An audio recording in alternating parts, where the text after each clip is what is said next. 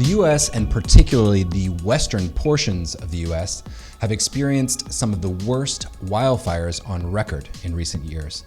Today we'll take a look at some of the laws that govern wildfire management. Hello and welcome to Talks on Law. I'm Joel Cohen. Today we're joined remotely by Professor Steven Miller of the University of Idaho in Boise. Professor, welcome to Talks on Law. Thanks so much for having me.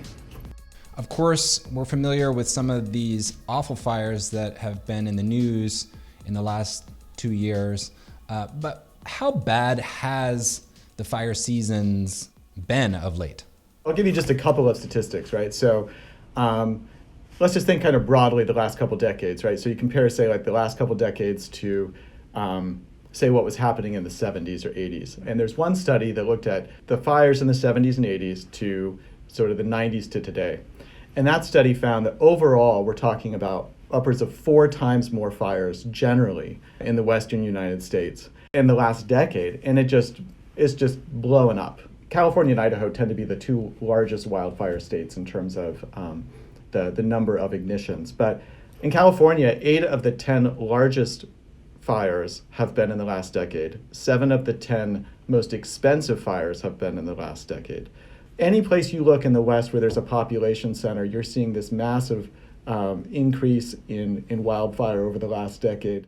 We'll mostly be talking about the laws, but perhaps you could quickly touch on some of the causes. Why is this escalation happening in the West? Yeah, so one of the reasons is climate change, right? So it's hotter and drier, more drought, right? And we're going to see that escalating. So that's definitely one of them. Another is, management of the federal lands, right? That's another that you've been hearing a lot about in the political conversation. And I think a third one is just more people are living out here. There's just a lot more people in the West and they're experiencing it. And so they're thinking about fire that's been on the landscape for a long time. They're experiencing it and concerned about it. You make an important point, which is that there's wildfires that are happening, and then there's wildfires that are happening and affecting people that are burning homes that are actually leading to human deaths. Yeah. So, there can be fires. There was a big fire here in Idaho a couple of years ago, something called the Pioneer Fire. It was the largest fire in the United States, but it was in the middle of nowhere, right? So people didn't care that much about it. Probably nobody heard about it. But the things that are really affecting people today, right, the things that people are caring about are those that are close to their home. And that's kind of what's unique and what's really changed a lot over the last 2 or 3 decades. So it's a combination of increasing fires and increasing proximity to these dry forested lands. Every year, the census puts out the list of the fastest growing cities in the United States, and they're almost always in the West or the South, right? And with regard to the Western cities, they're moving into areas that are often abutting, areas that historically have burned, right? Fire is part of the landscape of the West, and it just always has been. But a lot of people moving out here, they may not know that, right? And they're coming out here and they're like, my goodness, this place is on fire. Somebody do something about this, right? And so there's kind of this fascinating thing of, there's always been fire's increasing because of climate change and, some other reasons like management. But it's also about people coming into a fire landscape and having to kind of figure out what that means to live with fire. You mentioned management. Who is actually responsible when it comes to managing forests? All right, so there's 5 federal agencies that own most of the land out here or have some sort of wildfire components. You have these hodgepodge of agencies that own different pieces of land, and regardless of who's going to be responsible for that fire, if it's a fire on BLM land, it's often sort of in a grazing area or rangeland. If it's in a forest service area, it's probably timber. But at the end of the day, it's the federal government that's going to take care of putting that fire out. Technically the suppression cost, right? And so who's the federal government? That's you and me, the taxpayer, right? We are the ones who are paying for that suppression cost. So the responsibility lies at the federal level. Maybe you can give us a quick backstory on how that happened, or what were the early laws that put this regime in place. really, it started with a big fire here in Idaho, something called the Big Burn in 1910. And, the Forest Service had just started a few years before that, and nobody really knew what the Forest Service was or what its intent was going to be. And when the Big Burn came along, it burned an enormous amount of northern Idaho and western Montana. And people back east were just shocked, right? They weren't used to the idea that forests would catch on fire like this. And in 1911, there was something called the Weeks Act that was passed. And the Weeks Act did a bunch of different things, but one of the things that it did is it gave the Forest Service money to suppress fires. And everybody thought that was a good thing in the wake of the Big Burn, And by the 1930s, there was a policy called the 10 a.m. rule, which was that if there was a fire, that we were going to try to snuff that thing out by 10 a.m. the next day. And take that up to today, by the late 20th century, you were looking at a situation where typically about 15% of the Forest Service budget was going to be suppression. Bring that up to today, we're now looking at over half, sometimes 60% in any year of the Forest Service's budget is just suppression costs. When you say suppression cost, I can think of putting out the fire, the firefighters, the people in the helicopters dumping liquid or whatever flame retardants they have. Isn't there more to it as well? There's these kind of three things that the agencies do, right? Which is, they call it mechanical treatments, right? Where they literally go in with like bulldozers, right? And like just bulldoze over stuff that would otherwise catch on fire. They can actually do a prescribed burn, or they can go out and sort of use herbicides or chemicals, right? The agencies in a recent GAO report noted that there's about 60 million acres out there that need some sort of fire mitigation. They only have the money to do that for about 1 to 2 million acres a year, okay?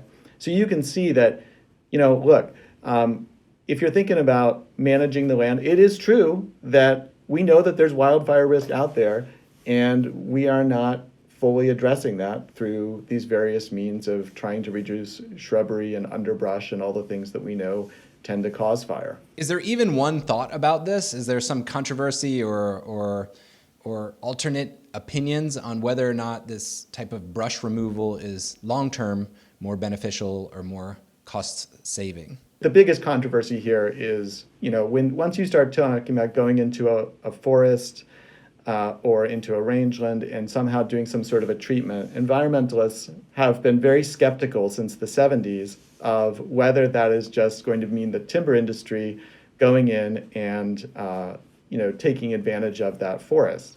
And there really has been a significant lack of trust. And the agencies are really caught in the middle, to be honest with you. The agencies, whether they're a Republican administration or a Democratic administration, I think that the people in those agencies want to do the right thing, right? But they are caught in the middle of a fight between the timber industry and the environmentalists who really don't trust each other. And that's been a major issue for the past half century. Why don't we get back to the legal regime? You mentioned the Weeks Act in the early 1900s. Why don't you bring us up to date a little bit on newer laws? Yeah, there's really kind of two big federal laws to know. The first is the Healthy Forest Restoration Act of 2003, sometimes called HEFRA. And then the Flame Act, which was passed in 2009. And each of these were in the wake of what everybody thought were bad wildfire seasons. But it turned out that those bad wildfire seasons in this last decade became the new normal. So HEFRA, one of the things that it did is it created a system called the Community Wildfire Protection Plan, which was really, that's the legacy of that act. And that was a way to try to get people together at the local level to create plans for wildfire preparedness and what a lot of people in the industry would call being a fire adapted community. When you say local level, are we talking state or municipality? Yeah, it's a great question. The CWPP process, the actual legislation says that it can be convened by a community. And what that allows it to do is the community definition is very flexible. So it could be a homeowners association, it could be a county, And also there's the idea that you could scale these, so you could have sort of, one nested inside another. So it's a very flexible framework for those that have used it well. And then in 2009, under the FLAME Act, you got to love the acronyms, under the Federal Land Assistance Management and Enhancement Act, what that did was that actually created a framework that was trying to get the federal, state, and local governments all on the same page. And it forced all those parties to come together, all those federal agencies we talked about earlier, state governments in the West, local governments, and they forced them to create something that in 2014 was put out and called the Cohesive Strategy, okay? And the Cohesive Strategy really creates this multi-pronged approach as to how federal, state, and local governments are going to try to play together nicely to address wildfire. So the FLAME Act, what it added was some type of national standards for these forestry projects? Well, really it created sort of a three-prong approach that, and I think we're going to get into this a little bit more, but, if the federal government was out there suppressing the fire, partly it was the local governments that were creating kind of the problem because they were entitling all of this development right next to these forests where previously you hadn't had any, communities there. So the idea was, well, okay, can we just agree on what the big picture items are that we should be thinking about? So the cohesive strategy sort of lays out three things, right? You should, restore and maintain landscapes. That's one of them, right? Okay, so we're going to think about this on a landscape level. Wait, what do you mean by restore landscapes? Yeah, so this turned out to be kind of a big issue, right? Because, if you looked at a hillside in California, say, in the mid-19th century, you'd see a couple trees, say the foothills of the Sierra or up into the Sierras, right? You'd see a couple trees, here and there, but it would often be largely sort of, grassland. Because of the suppression of fire, you look at that same hillside today, and very often it'll be covered with trees. So you're saying, and maybe for many of us this is counterintuitive, but having a lot of trees in a landscape that perhaps didn't historically could be seen as problematic? That's right. And that's kind of, when you hear people talk about, well, why are the fires bigger? Part of the issue is climate change. Definitely, climate change is a huge driver. But another thing is that, historically, maybe there'd be, maybe 10% of that hillside covered with trees. And now you're looking at 90% of it covered with trees. Which is kind of ironic because you think of trees as this natural mitigator to climate change, and yet we may not want that formation in that particular location. That's right. We're talking about trees. One of the major ways to address climate change, like you say, is to use forests as sinks, right? As scientists would say, for that carbon.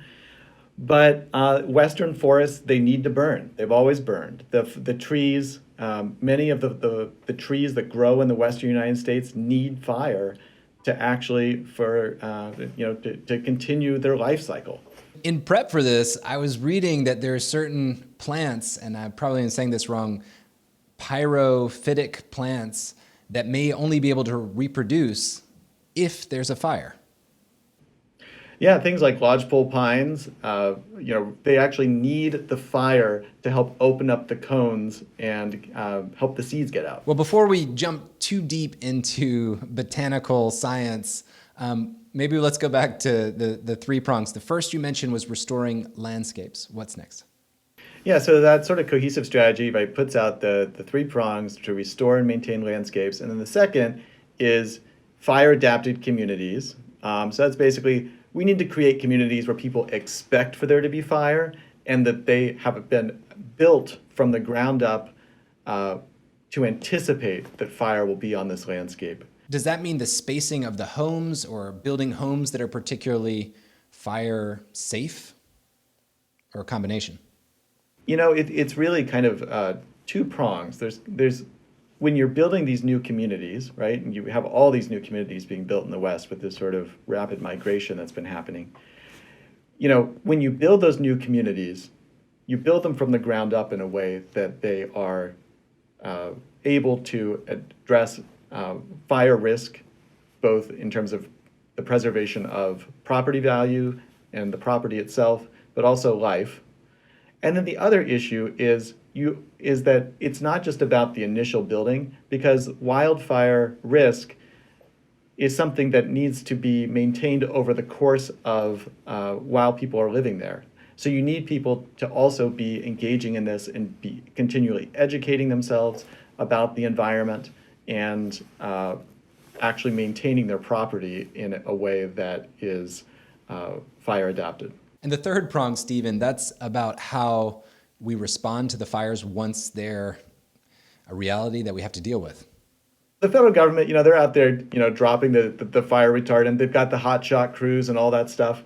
But the question is, how is that going to respond to the local government? The local government, they've got, maybe 5 or 10, firefighting crews. How are they going to coordinate with that federal government? And believe it or not, up until maybe the last decade, those responses really were not that coordinated. I mean, people would talk to each other. They'd, try to figure things out. But it was all sort of in the heat of the moment. So it might be a courtesy that if you're part of a federal crew, you might think to call the local fire department on your way into town. Yeah, exactly, right? So the idea is, well, you know what, maybe instead of just doing that 10 minutes before you drop the fire retardant, maybe we should actually talk to each other, in anticipation of the fact that there's going to be an incident, especially as we've seen sort of these larger wildfires. So what's the new paradigm? Is there a requirement? Is there a platform that enables these fire departments to communicate more easily, a protocol? Well, that's a great question. And really what the cohesive strategy did was it's really put in place a framework, right? And it tried to encourage these local governments and state governments and the federal government to all talk together. But the reality is that it's still a very loose affiliation.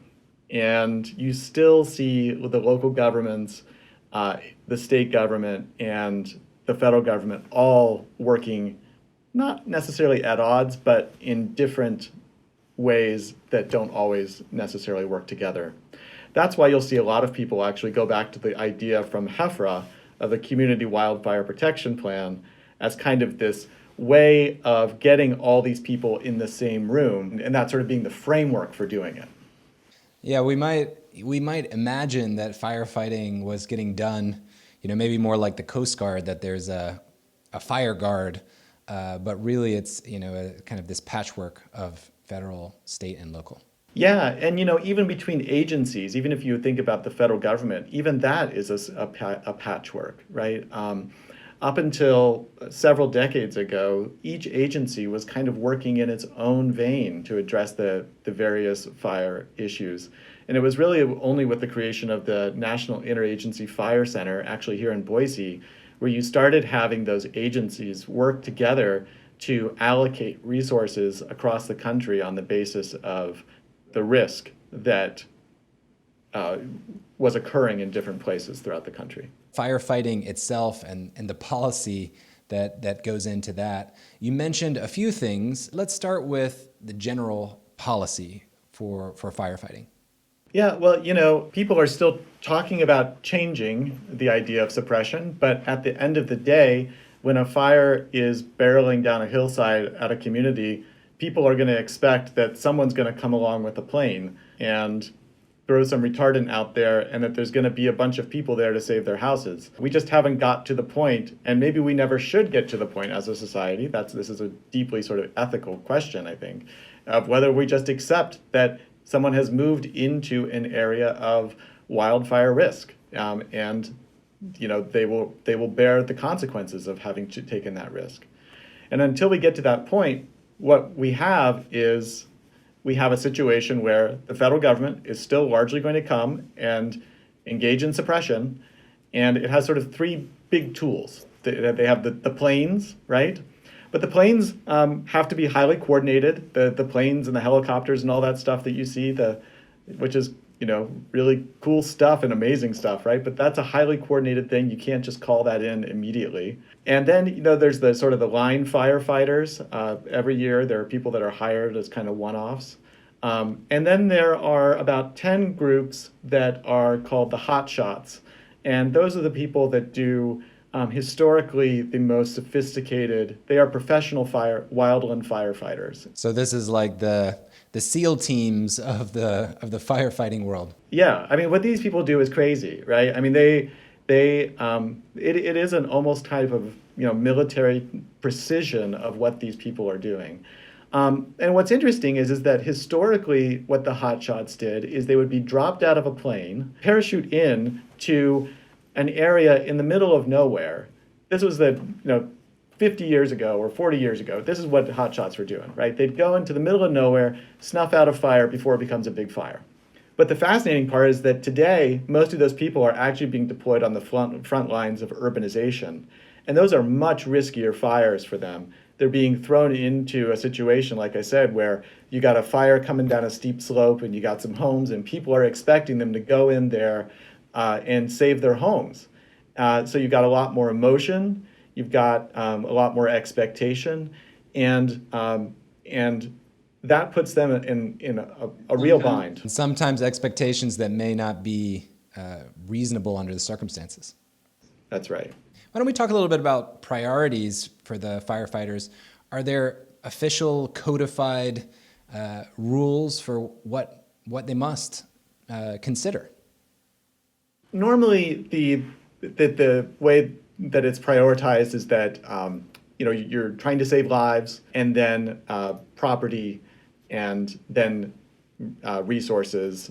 But those are the typical order of operations, right? So we're going to utilize those sort of the best resources, typically for the preservation of life, far more than property or those other resources out there. That seems both reasonable and probably somewhat difficult to do in real time when you see a house that may or may not be in a dangerous position and not necessarily knowing if there's someone inside of it. Exactly, right? And that's where it just gets really, really tough for these firefighters and can get extremely costly. There was a study out of the University of Wyoming several years ago that noted suppression costs for one house had been over $200,000 to try to beat back a wildfire that was coming towards a rural house. And you think about that, if you're that property owner, right? Yeah, I mean, you want that person to be coming there, right, to help you. But societally, if we're going to spend $200,000 on every wildfire when we're talking about 4 million acres burned in California alone, another 2 million acres in Oregon and Washington, we're beginning to talk about an exorbitant amount of money. It becomes a very tough issue. Yeah, and so why don't we touch on the allocation, on how resources are allocated? Is that being managed, as you said, through that center in Boise, the Fire Management Center? Who's deciding who gets these scarce and expensive resources? Yeah, so the National Interagency Fire Center runs something called the National Interagency Coordination Center. And that, if you've ever seen those pictures of NASA sending somebody to the moon, right, or whatever, right, there's just those rows of desks with big screens up there. It looks just like that. A command center in Houston. Yeah, exactly, right? So it's set up exactly like that with these big, massive screens. And what it does, and what they do is they meet every day, these representatives of the different agencies during fire season, and they decide. They say, okay, we have scarce resources. We know there's burns all over the West. Where are we going to take those resources? And they don't make the decision as to how to deploy it on a specific line, but they say, okay, we're going to give this to a general region, right? And then somebody else in that region makes the specific decision as to where it gets deployed on which line. But as far as the large sort of high-end federal agency calculus, that's happening at NIFC, as it's called, here in Boise every day during fire season.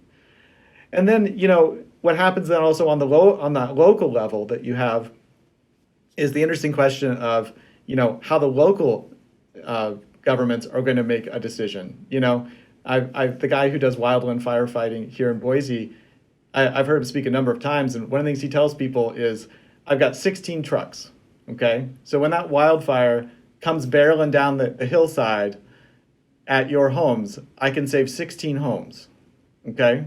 Which 16 do you want it to be? Wow, that's a real Sophie's choice there. Yeah. And, I think most people just have never thought about that. They've always thought, okay, I'm used to having fire put out, right? And so there's a fire, somebody's going to come and save me. And the reality is that, even if you're San Diego or LA or a much larger jurisdiction, the fires are much larger than the resources that the local fire department has available to them. So even at the city level, they'll need to be doing some serious thinking on how best to allocate and how fairly to justify who gets that support. That's right. Which, on the face of it, seems like it could never be really fair, because if you're letting one house burn while you're protecting another, those outcomes are very different. And it gets even more complicated because, if you think about like a flood, right? You imagine a flood, it's going to come in and there are certain contours of the land where you can predict, right? That one house next to another house next to another house is probably going to flood if they have the same basic elevation. With fire, if you look at if a fire comes up a hillside or, down a slope and it enters into a subdivision, it actually burns in a very unusual way. It's not certain that every home in that subdivision is going to burn. I've seen some of these videos of aftermath, and it reminds me of tornadoes, where you'll see 20 homes completely leveled and then one in mint condition. And I've seen some similar bizarre patterns with wildfires as well. Yeah, totally. I'll just give you a personal anecdote. I have some relatives that have a place up near Shaver Lake where there was just the large glass fire. A group of homes that have been there for over a century, all of them burned in the glass fire, but for one. And why did that one survive? Who knows, right? I mean, it's obviously about the currents and the wind and the heat and the oxygen and all these various things. But that happens all the time with wildfire. It just makes the predictive nature of where you put resources that much more difficult. I guess, before we let you go, we should touch on recovery funding. That, I assume, is all done through FEMA? That's right, yeah. And so what happened, primarily through FEMA, and what happened after Katrina, actually, was Hurricane Katrina, the federal government started requiring every jurisdiction to have something called an all hazard mitigation plan. And sometimes people just drop the all and call it a hazard mitigation plan.